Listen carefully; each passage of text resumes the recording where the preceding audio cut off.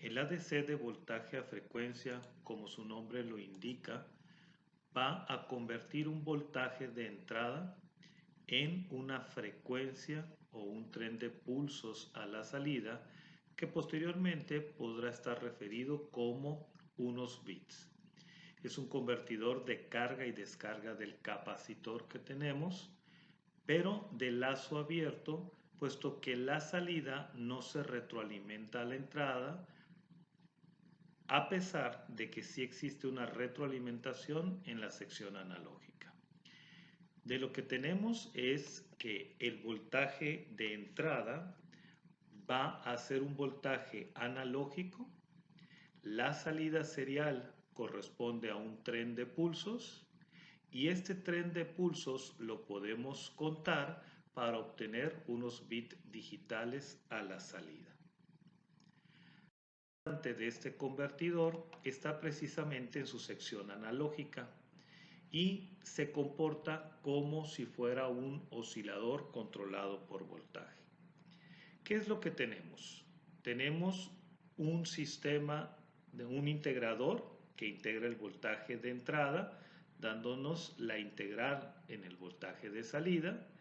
Este voltaje se va a comparar con un voltaje de referencia y la comparación precisamente es la que nos va a dar el pulso en la salida.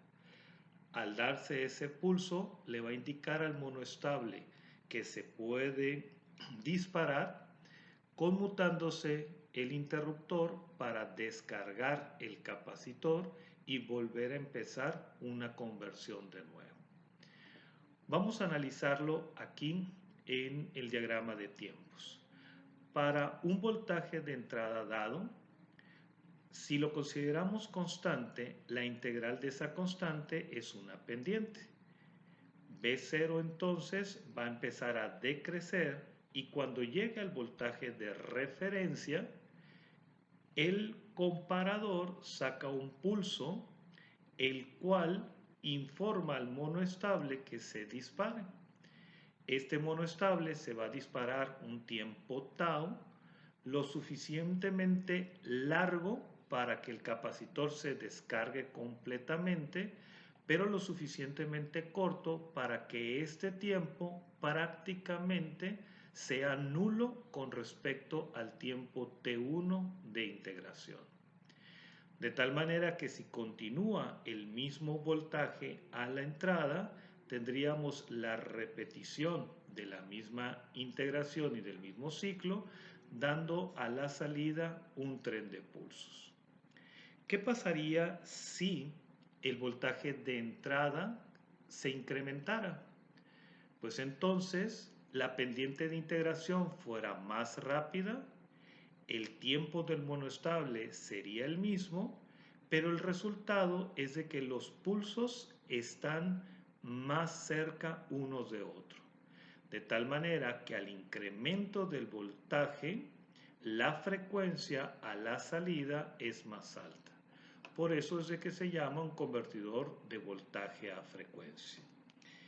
En el caso contrario, ¿qué pasaría si el voltaje de entrada disminuyera?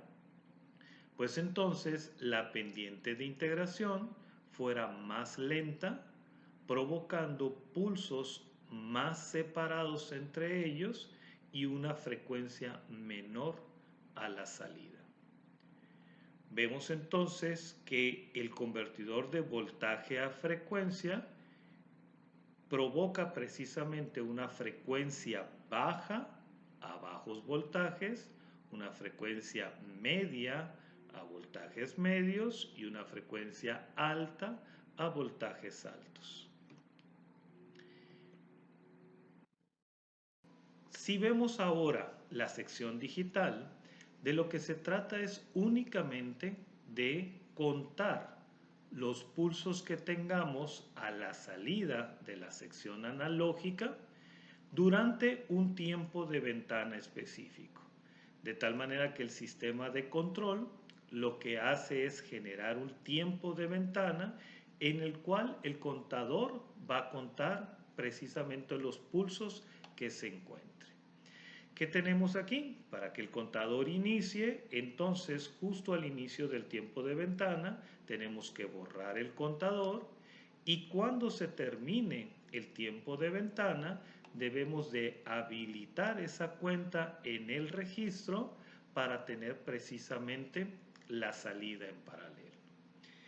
En los ejemplos siguientes observamos nosotros que para el primer tiempo de ventana nosotros encontramos 5 pulsos de reloj y entonces el número 5, que sería la cuenta del contador, es el que queda en el registro de la salida, que mientras se está contando los otros pulsos, la única salida válida es precisamente el 5.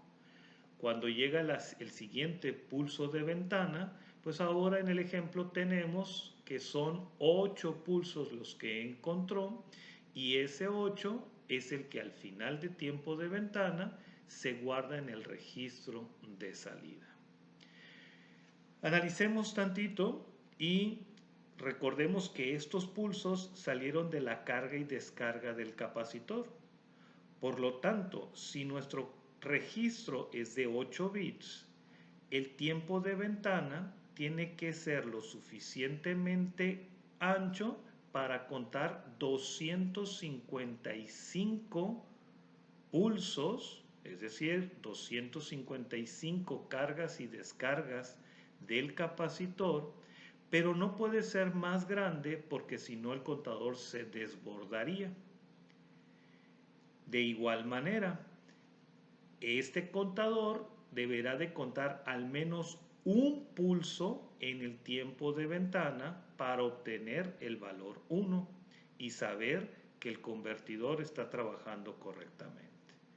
Por eso es de que tenemos un voltaje mínimo y máximo a convertir, habiendo generado una frecuencia mínima y una frecuencia máxima en la propia conversión.